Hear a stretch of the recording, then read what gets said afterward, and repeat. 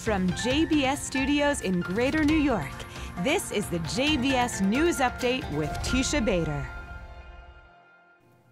I'm Teisha Bader with the JBS News Update for Thursday, October the 24th, 2019. Blue and White Party leader Benny Gantz shared that he has reached out to the leaders of a number of political parties since receiving the mandate from Israel's President Reuven Rivlin last night, reiterating his commitment to forming a broad unity government to lead the State of Israel. The mandate gives Gantz 28 days to try and form a coalition after Israeli Prime Minister Benjamin Netanyahu failed to do so. Gantz shared on social media that he has been in touch with the leaders of the Democratic camp, Nitzan Horowitz, Yisrael Beitenu's Avigdor Lieberman, and Amir Peretz and Orly Levy Abekassis of Labor Gesher, with whom he will reportedly meet on Monday. Gantz earlier yesterday said he had reached out to Netanyahu's Likud party, with reports that Netanyahu agreed to meet with Gantz, but again, representing not just Likud, but the bloc that he aligned himself with of right-wing religious parties. That meeting is expected in the next few days as well. A significant ruling today regarding the deadly attack on a Palestinian family 4 years ago, carried out by young right-wing Jewish Israeli extremists. The Lod District Court ruled that the 19-year-old Jewish Israeli accomplice in the attack is a member of a terror organization. The teen, who was a juvenile at the time, confessed to planning the firebombing on the home of the Dawabsha family in the Arab village of Duma in 2015, motivated by racism. The fire killed Riham and Saad Dawabsha and their infant son, Ali Saad. Because the teen was a minor at the time, he must now undergo an assessment by Israel's welfare ministry before he can be convicted. Israel was among several countries who made strong improvements in their economy this year. This according to the annual World Bank's Doing Business in 2020 report, in which Israel jumped from 49th to 35th place. Israeli Prime Minister Netanyahu was presented the report today by Israel's Finance Minister Moshe Kahlon, calling it an important achievement. The American Jewish Committee released a survey this week on American Jewish attitudes about anti-Semitism. It asked 1,283 Jews over the age of 18 questions relating to their feelings about anti-Semitism. The AJC said this was the largest and most comprehensive survey on anti-Semitism in America. 50% of those surveyed said anti-Semitism was somewhat of a problem today, 38% calling it a very serious problem. Almost all of those surveyed said they had not been the subject of a physical anti-Semitic attack over the last 5 years. The numbers, though, were slightly higher regarding an anti-Semitic remark received in person, over the phone, or mail, with 10% saying they had experienced that one time over the last 5 years, 13% more than one time. The numbers were roughly the same regarding social media. Most who were surveyed did not report the incident. Most surveyed said they have not avoided going to Jewish institutions or to Jewish events out of fear. But the numbers increased substantially when asked, have you avoided publicly wearing, carrying, or displaying things that might help people identify you as a Jew? With 31% answering yes.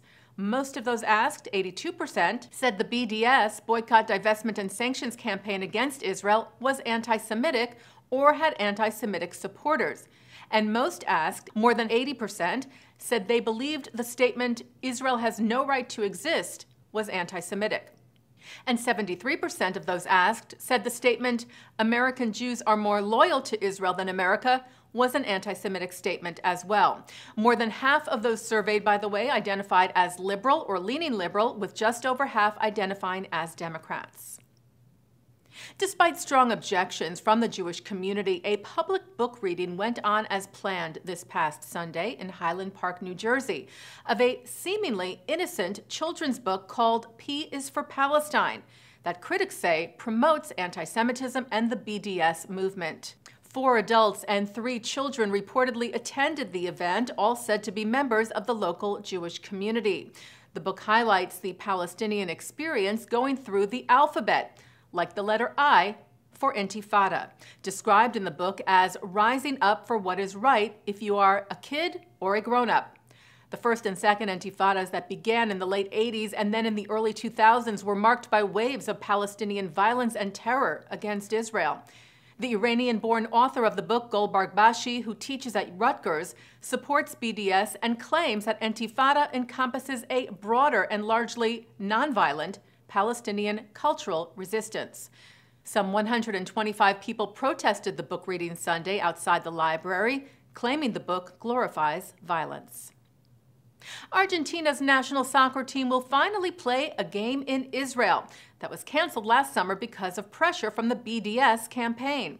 If you recall, Argentina had been scheduled to play Israel's national team in Tel Aviv in June of 2018, but after personal threats were made against the players of the team, including soccer superstar Lionel Messi and his family, the game was canceled.